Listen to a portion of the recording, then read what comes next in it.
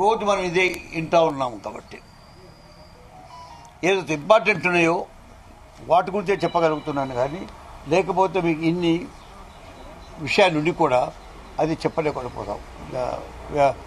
చెప్పలేకుండా ఎందుకు పోతున్నానంటే దానికి ఒక రెస్పెక్ట్ అనేది బయలేటల్స్. ఎందుకంటే మనకి ఎప్పుడైనా వార్ అయితే విత్డ్రా చేసుకున్నప్పుడు మాత్రం అది బయలేటరల్.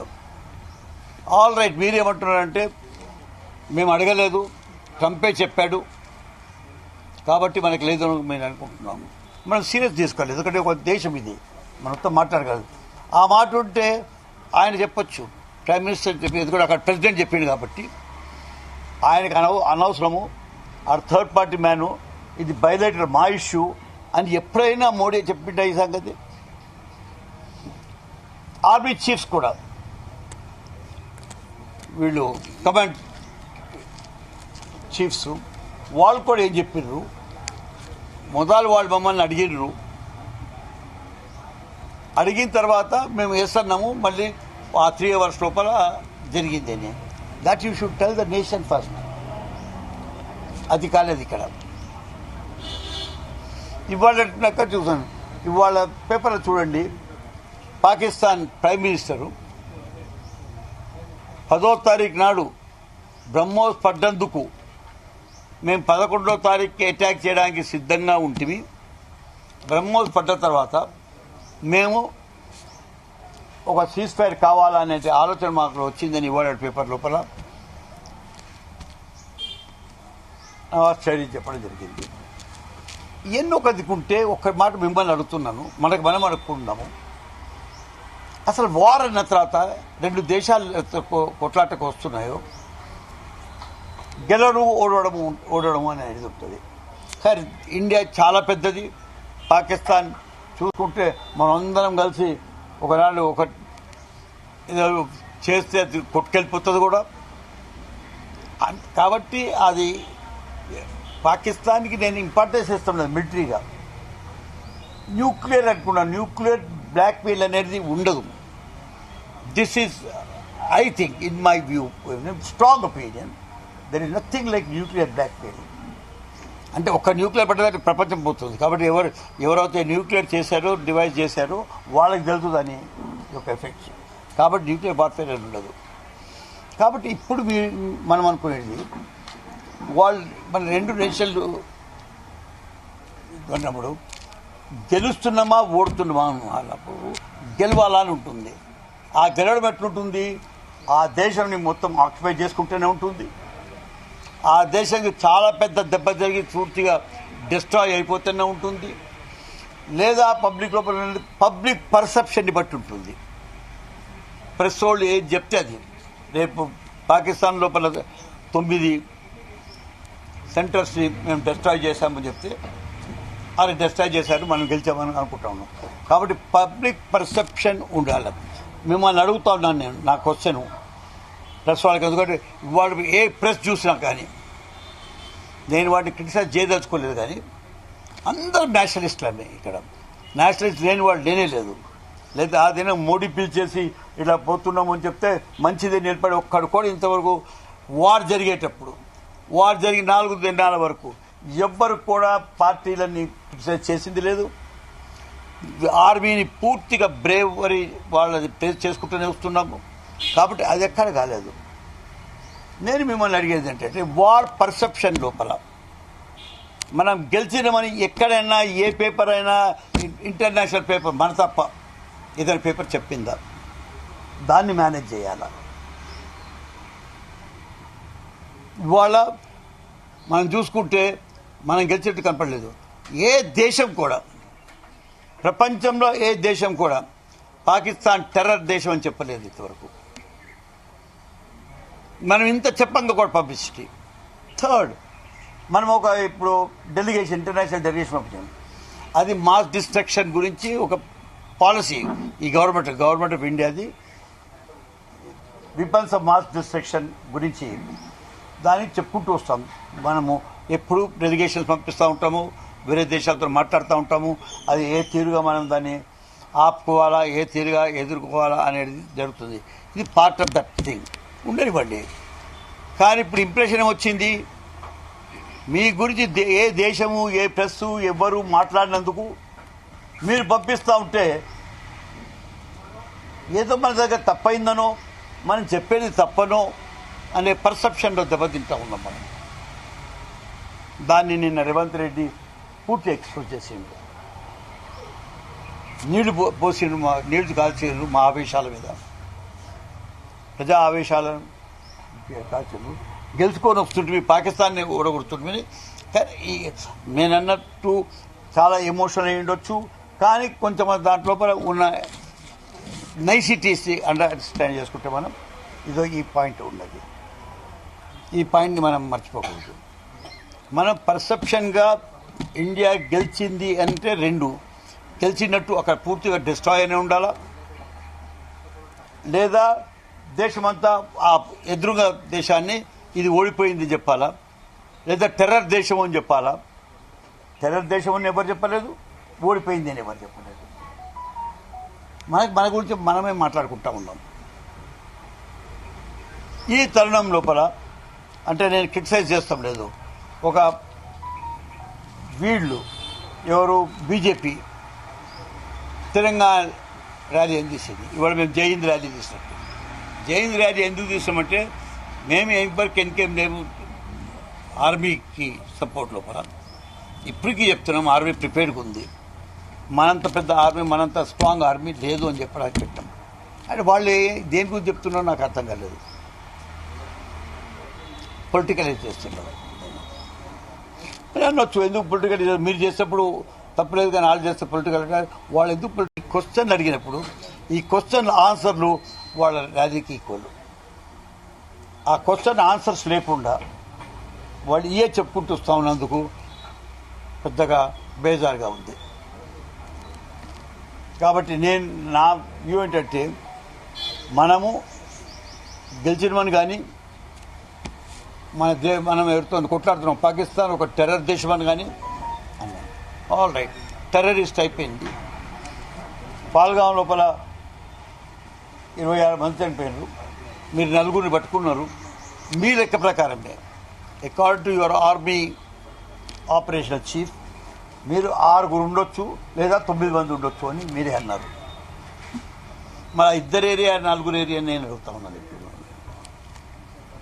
అది ఇంపార్టెంట్ కదా మనకి. ఎందుకు ఇంతకు ముందు కూడా ఇదే కాశ్మీర్ లోపల ఇదే టెర్రరిస్ట్ వచ్చినప్పుడు మనం 8 మంది అని చెప్పినాం, ఇంతవరకు పట్టుకోలేదు వాళ్ళని. 2 ఎల్ఈటీ మీద జైషతబా మీద కూడా అటాక్ చేసిన మాట నిజం, అది కనపడుతుంది. కానీ ఇది కనపడటం లేదు. కాబట్టి ఈ మాటలు చెప్పి నేను మీకు కొత్తగా దీంట్లో చెప్పే మాటలు ఏంటంటే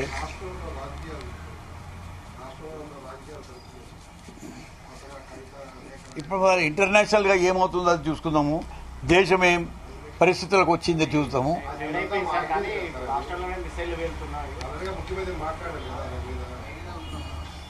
కవిత ఎపిసోడ్ ఎట్లా చూస్తారు సార్ మీరు? సీనియర్ నేత, అందులో బీఆర్ఎస్ లో ఉండి వచ్చారు కాబట్టి అక్కడ ఉన్న పరిస్థితుల పైన కవిత మాట్లాడింది, ఎట్లా చూస్తారు సార్? బీజేపీకి దగ్గర అవుతున్నట్టు బీఆర్ఎస్. నేను ప్రతి పొలిటికల్ పార్టీ లోపల ప్రతి పొలిటికల్ లీడర్కి తమ వ్యూస్ చెప్పుకునే అధికారం ఉందనే సంగతి నాకు తెలుసు. కాబట్టి వాళ్ళ వ్యూస్ ఉండనివ్వండి, వాళ్ళ డిఫరెన్సెస్ ఆఫ్ ఒపీనియన్ ఉండనివ్వండి. దాన్ని మీరు పెద్ద difference of opinion is a dissidence అను, డిసిడెన్స్ ఈజ్ ఎనిమాసిటీ అని మాత్రం నేను అనుకుంటాను. కాంగ్రెస్ ప్రభుత్వం గవర్నెన్స్ ఎట్లా ఉంది? రానున్న ఎలక్షన్స్ దగ్గర పడుతున్నాయి, పంచాయతీ ఎలక్షన్ దగ్గర పడుతున్నాయి. చాలా వరకు ఒక 50% నెగిటివిటీ వచ్చిందని చెప్పి అంటున్నారు. అయితే సలహాదారుగా ప్రభుత్వానికి ఏం సలహా చేస్తారు? కాదు, మీరు ఎట్లయితే వేరే వాళ్ళు అనుకుంటా ఉన్నారో 90% మేము గెలుస్తున్నాము, వేరే వాళ్ళు మా ఎదురుగా లేరు అని ఎట్లా అనుకుంటున్నారు, మీ వ్యూలో వాళ్ళు 50% అనుకుంటున్నారు. కాబట్టి ఇది ఒకళ్ళు ఒపీనియన్ పర్సంటేజ్ మన కొలత. కాబట్టి కొలమానం మనది. మా వ్యూ నన్ను అడిగితే నేను చెప్తాను మీకు, ఇంత మంచి డెమోక్రటిక్ గవర్నెన్స్ నేను ప్రభుత్వం గురించి కానివ్వండి, డిపార్ట్మెంట్స్ గురించి కానివ్వండి, డెవలప్మెంట్ గురించి పోతలేదు. ఇటువంటి డెవలప్మెంటల్ అప్రోచ్ ఒక చీఫ్ మినిస్టర్, ఒక ఆర్డినరీ ఒక జర్నలిస్ట్ ఉంటే భుజం మీద చెయ్యేసి ఎట్లా ఉన్నావు పేరు చెప్పుకుంటే నేను చీఫ్ మినిస్టర్ నేను ఇవాళ ఇండియా లోపలనే అందరికంటే ఎక్కువ అంటే సీనియర్ మోస్ట్ మనిషి నేను కాబట్టి సంజీవ్ రెడ్డి కాలం నుంచి నేను ఇవాళకి 65 ఏళ్ల కిందని ప్రభుత్వాలకి దగ్గరున్నాను కాబట్టి చెప్తున్నాను. నేను దీంట్లో వల్ల one of the most democratic governance, లీడర్కి రూల్డ్, వర్కర్కి. ఒక విషయం, ఆపరేషన్ ఆధార్ విషయంలో మిమ్మల్ని జానారెడ్డి గారిని ఒక కమిటీ వేసింది, కానీ ఇప్పటివరకు దానికి మీరు ఎలాంటి ముందు తీసుకెళ్ళాలి కానీ అదే మేము చెప్పాలని సంఘాలు అయితే ఉద్యమాలు చేస్తూనే ఉన్నాయి. ప్రభుత్వానికి సంబంధించి మీరు ముందుకు ఏంటో తీసుకెళ్ళి ఐఎమ్ సారీ, మీరు ఏ పేపర్కి ఉన్నారు? 10 టీవీ చెప్తున్నాను. నేను రిటర్న్ స్టేట్మెంట్ కూడా పంపించిన 10 టీవీ వేయలేదేమో. ఉత్త ఈనాడు లోపలనే నేను నాకు చూసాను, వేరే చూడలేదు. నేను దాని గురించి లేదా ఆపరేషన్స్ అగేన్స్ట్ నక్సలైట్ గురించి పార్లమెంట్లో మాట్లాడినోడిని, ప్రైమ్ మినిస్టర్ని తప్పు పట్టినోటి. మా మన్మోహన్ సింగ్ని నీకు అంత ఇష్టపడి చెప్పు, ఎందరు కావాలో అందరు నిలబెట్టిస్తాము, సంపేసేయండి కావాలంటే కూడా. కాబట్టి టాక్స్ చేసినండి నేను జానారెడ్డితో కూడా. కాబట్టి కాగర్ గురించి మా వ్యూస్, ఏది ఆపరేషన్స్ అక్కడ జరుగుతున్నాయో దానికి నా వ్యూస్ మీ అందరికీ స్ట్రాంగ్గా తెలుసు.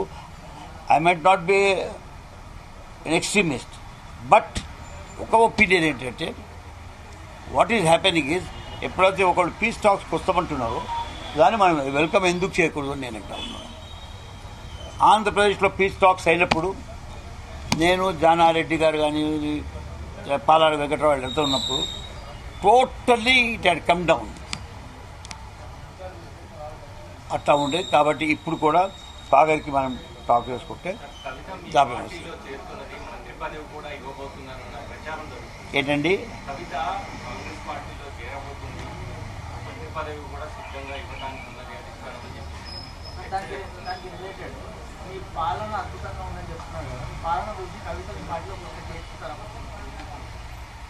చూడండి, పాలన అనేది ఒకటి తెలుసుకోండి. By the people, of the people, for the people అని మాటలు మాట్లాడతారు. ప్రజాపాలన అన్నప్పుడు ఫర్ ద పీపుల్ కాదు. ఇది ఫర్ ద పీపుల్ అంటే పీపుల్ గురించి చేయడము, బై ద పీపుల్ అంటే ఎలక్ట్ చేసుకోవడము, ఆఫ్ ద పీపుల్ అంటే పీపుల్ని అడిగి పీపుల్కి ఏం కావాలో తెలుసుకొని చేయడం. కాబట్టి కవిత ఎక్కడ సూట్ అవుతుందో తెలియదు, కానీ లీడర్గా ఉన్న రేవంత్ లేదా పార్టీ ఏ దినమో సీరియస్గా ఆలోచిస్తుందో, ఎందుకంటే ఎవ్వరు అంత సీరియస్ తీసుకున్నట్టు లేరు కవిత మాటల్ని. ఏది కాంగ్రెస్ పార్టీ లోపల కోసం లేదా నాకు 6 మినిస్ట్రీస్ ఇవ్వండి,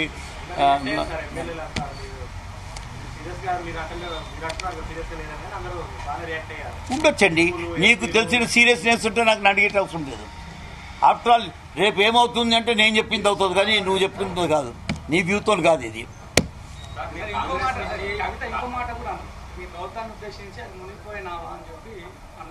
ఇప్పుడు అది కూడా అంట. కాబట్టి రెండుట్లో ఏది చేసుకోవాలో అది డిసైడ్ చేసుకొని మాట్లాడతాం. కాబట్టి కాంగ్రెస్ నుంచి టీఆర్ఎస్లోకి వెళ్ళారు, టీఆర్ఎస్ నుంచి మళ్ళీ కాంగ్రెస్లోకి వెళ్ళారు. ఇప్పుడు మీ పాలన ఓకే అని చెప్పేసి ఆమె వస్తే వెల్కమ్ చేస్తారా? యాజ్ ఏ సీనియర్ లీడర్గా మీరు అప్లై చేస్తారా? చూడండి, నేను ఒకటే మనము ప్రజలతోని పాలన జరపాలి కాబట్టి శిశులతో పాటు చూద్దాం. ఇప్పుడు ఆమెతో నిజంగానే లాభం వస్తుంది అనుకుంటే మనకు అబ్జెక్షన్ ఉండకూడదు, కానీ ఆమెతో పెద్ద వస్తున్నట్టు నాకు కనపడతలేదు. ఇది పొలిటికల్ పార్టీస్ చేసి ఇప్పుడు మీరు అంటున్నారు, మీరు టీడీపీ, నేను కాంగ్రెస్లో ఉన్న నా లెటర్ కూడా చూడండి. I'm continuing in Congress, I will remain in Congress for ever, I will die in Congress. కానీ తెలంగాణ గురించి, తెలంగాణను ఇయ్యనందుకు I will join the movement of separate Telangana, టీరైగర్ తెలంగాణ అనే లెటర్ ఉంది. దాన్ని పూర్తిగా పబ్లిష్ అన్ని పేపర్ల వల్ల కూడా చెప్పి రాయడం జరిగింది. కాబట్టి నేను I will not get in to my own things. నేనేం చెప్పినా ఎట్లా చేస్తా అంటే నేనైతే ఐ వెంట నిజమే ఒక 10 years బయట మాట్లాడాం, కానీ వెయిట్ చేస్తా ఉన్నా. అయిపోయింది ఇప్పుడు ఏజ్, ఇప్పుడు ఎన్ని దినాలు వెయిట్ చేయాలి. కాబట్టి I have join Congress back.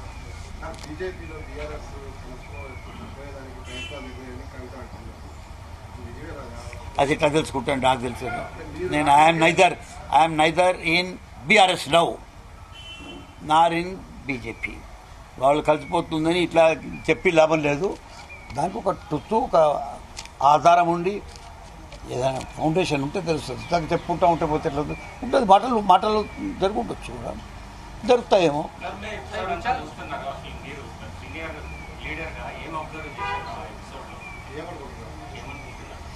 నేను సీనియర్గా అన్నావు కాబట్టి ఏమనుకోకూడదు అనుకుంటున్నాను.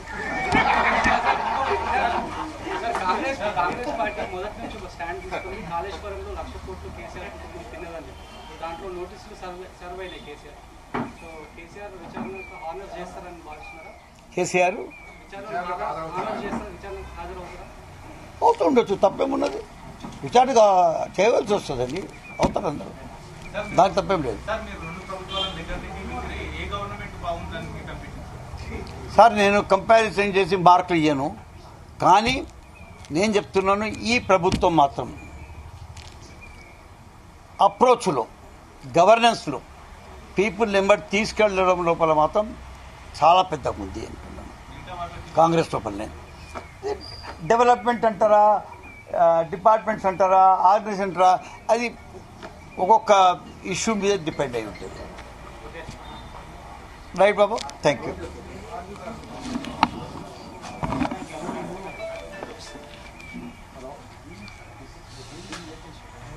హలో, తీసేయండి.